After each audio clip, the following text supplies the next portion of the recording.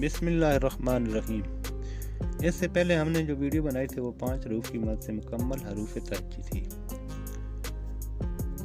अस्सलाम वालेकुम, मैं हूं आमिर जंजुआ और आप देख रहे हैं जंजुआ गाजी यूट्यूब चैनल।